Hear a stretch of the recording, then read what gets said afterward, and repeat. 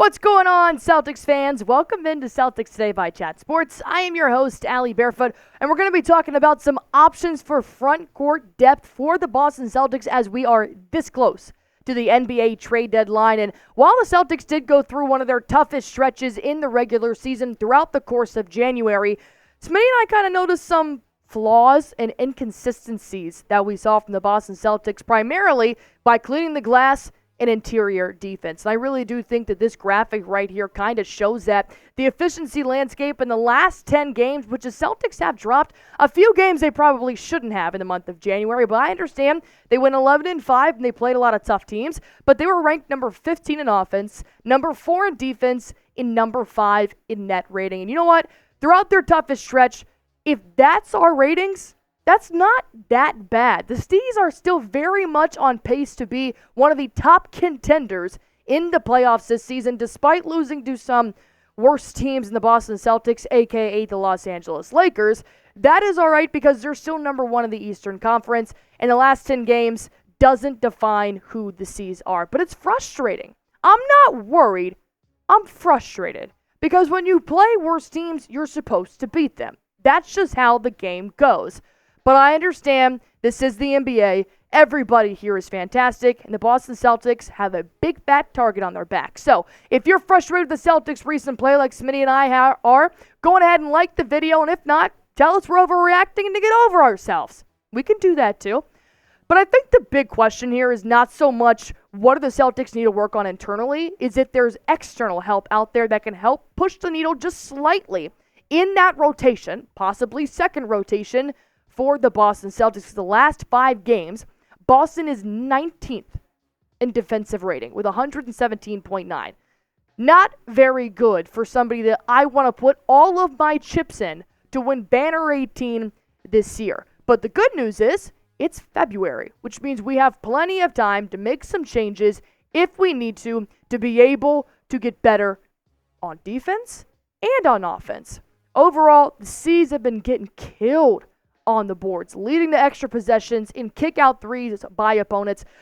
Let's get a guy who doesn't get killed on offense and on defense. Because when I watched the Pacers game and I saw they had double the amount of offensive rebounds, double the amount of second chance points, it just makes me want to pull my hair out. So get a guy that's going to help you on both sides of the ball. And let's talk about an insider here, all right? Mark Stein had a little idea. Boston is said to be willing only to part with players on the most nominal contracts in any potential upcoming moves. I'm not going to sound smarter than I am. I did not know what the heck nominal meant. So basically, let's put it in what it is, cheap. You're cheaper players.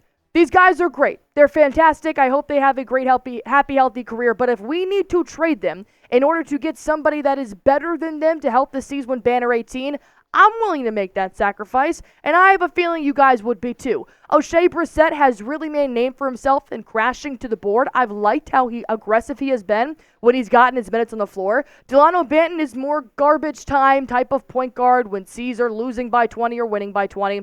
Svi Mykhailiuk, same thing. Joe Mazzulla does not seem to play Svi Mykhailiuk as much as I thought of the other players. And Lamar Stevens, I don't know the last time I saw Lamar Stevens play in his Boston Celtics basketball game.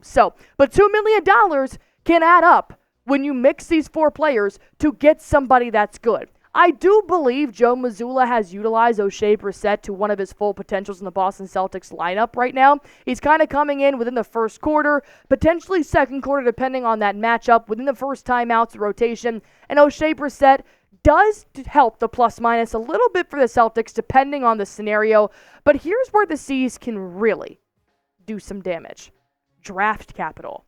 I have seen numerous reports about this team wants this player, this team wants this player, for 1 or 2 first-round draft picks, for 3 or 4 first-round draft picks. The Boston Celtics thankfully have a ton of draft capital they can give up if they would not like to trade any players away. Because I understand locker room presence definitely matters. You don't want to mix things up, especially since the Boston Celtics said goodbye to so many formerly great Celtics players in the offseason. But the Celtics' assets are underrated. They still have a $6.2 million TPE on top of all of these trade picks. And those $2 million players, I am not calling them bad in any regards. They're just not more impact players than the starting 6. But you can trade up to 3 first-round picks, and I have got to believe there is somebody out there on the trade market that can be worth a couple of trade picks, maybe a nominal contract, to get somebody to push the needle for the Boston Celtics. Because do you guys believe the Celtics need a trade to win a ring this season? Or do you think Brad Stevens finessed the offseason and he has formed the most perfect team to win Banner 18 this year? Go on ahead and type Y for yes, type in for no. Next, I'm going to bring up 3 front court opportunities that Brad Stevens could jump on right now to help the C's get a little bit bigger, get a little bit faster, get a little bit more athletic. But first, I do have to tell you guys about PrizePicks, the #1 daily fantasy sports app in America right now. And take it from me, guys.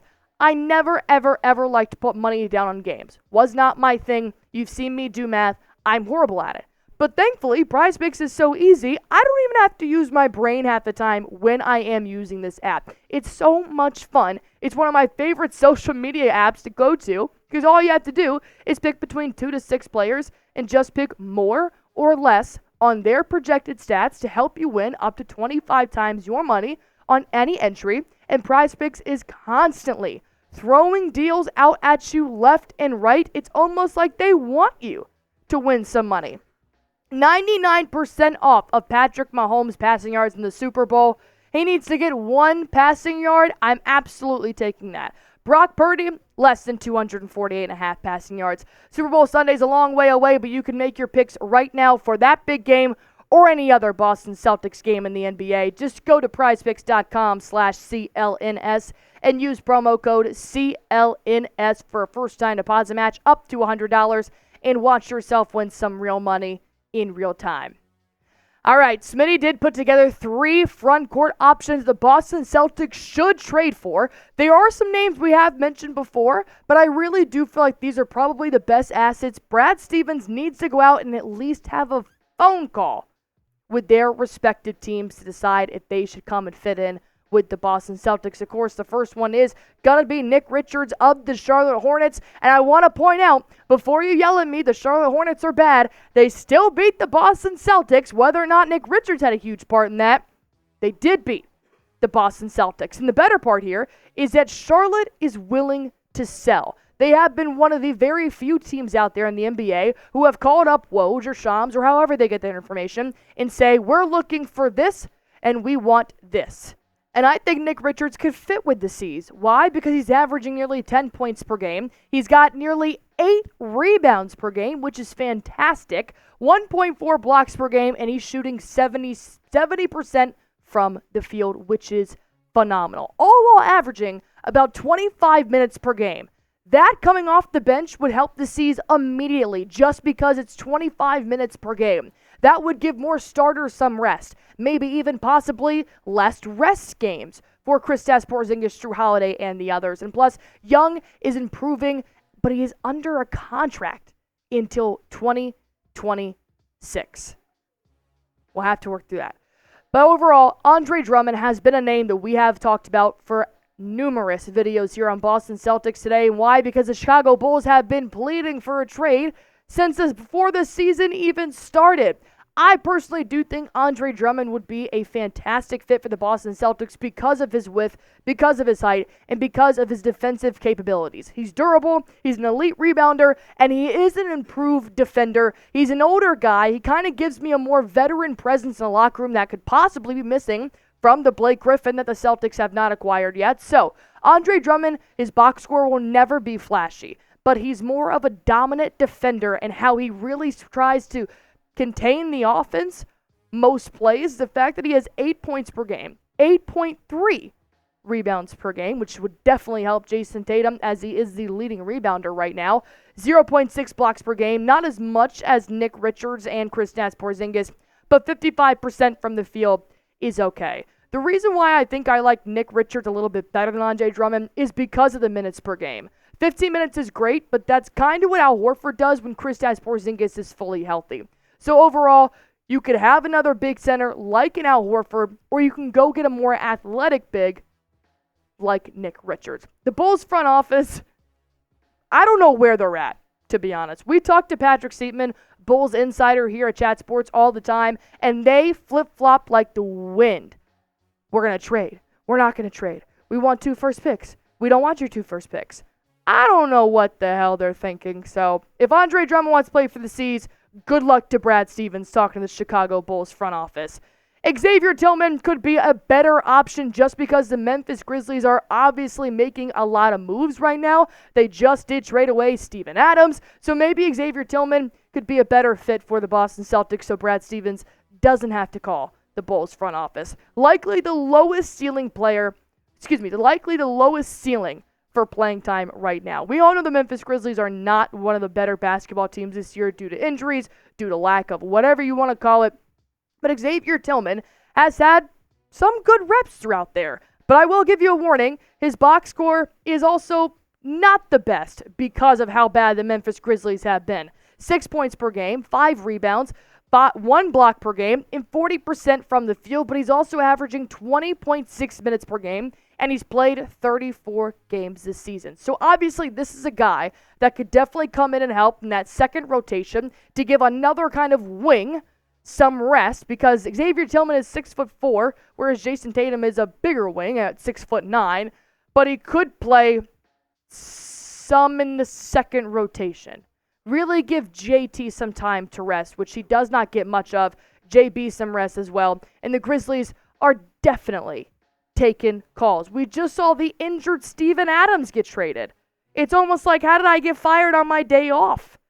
But I think Xavier Tillman could be a good option for Brad Stevens. But nonetheless, if I have faith in anybody, it's going to be Brad Stevens to make the right move for the C's. But until we see what his decision is going to be, I do want to hear from you guys on what you would like to see.